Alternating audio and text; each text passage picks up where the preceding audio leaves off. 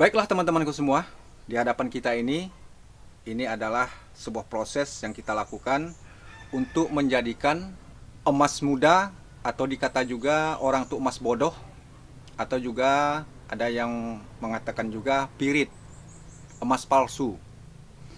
Jadi di dalam prosesnya ada beberapa hal yang harus kita lakukan agar pirit atau emas bodoh ini rekarnasi dia menjadi emas murni.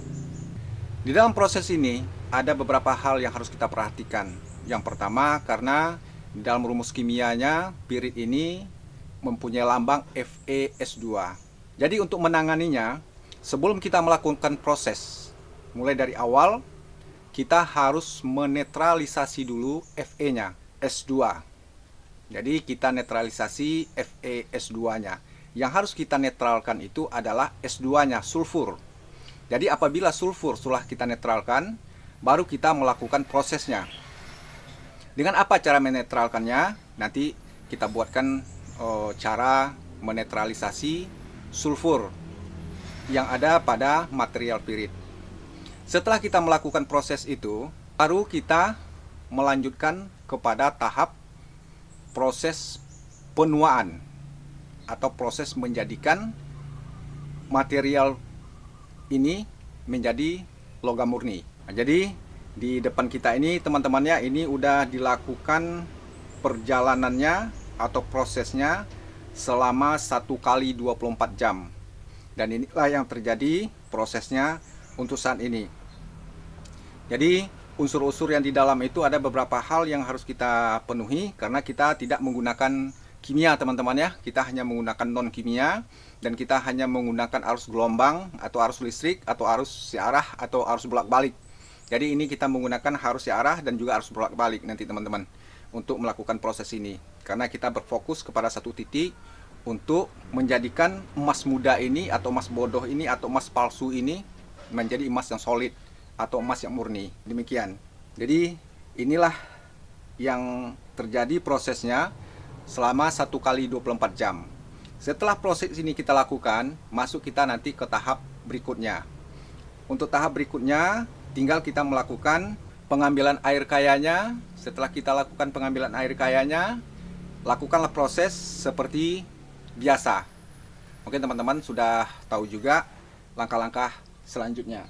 Melakukan proses pengendapannya, itu juga kita tidak menggunakan kimia teman-teman ya. Tapi boleh juga kalau teman-teman untuk melakukannya dengan menggunakan kimia atau dengan menggunakan pengendap segala macam, itu boleh-boleh saja. Itu tidak jadi hal lagi atau jadi dilema.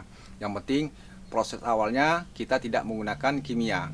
Jadi ini kita buat untuk mengatasi kelangkaan kimia yang sangat sulit kita dapatkan untuk hari ini.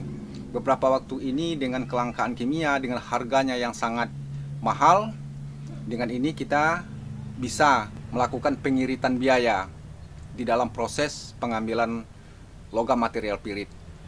Dan teknik ini teman-temannya bisa teman gunakan juga untuk proses pengambilan pasir besi. Juga bisa digunakan untuk material alam.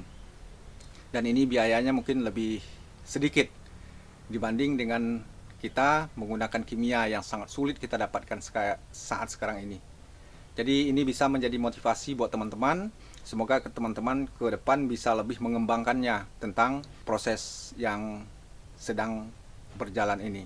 Jadi inilah teman-teman, sebatas informasi atau motivasi aja dari saya agar teman-teman dengan cara seperti ini dapat menghemat biaya dan juga dapat mempercepat proses dalam jalur pengambilan logam mulia daripada emas bodoh ini, pirit atau emas palsu.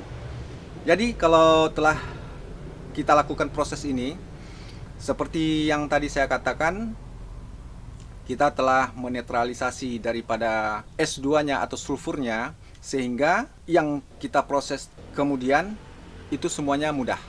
Jadi kalau dia tuh udah netral, proses pengambilan atau penuaan daripada pirit tadi itu akan terjadi akan lebih cepat dengan menggunakan laju arus searah dan laju arus bolak-balik. Oke teman-teman, untuk untuk caranya nanti jika saya ada waktu yang agak lapang sedikit teman-temannya, saya buatkan langkah-langkahnya mulai dari awal sampai nanti proses pengendapannya. Seperti juga saya katakan, proses pengendapan itu ada beberapa cara, mungkin teman-teman sudah tahu juga apa yang harus teman-teman lakukan.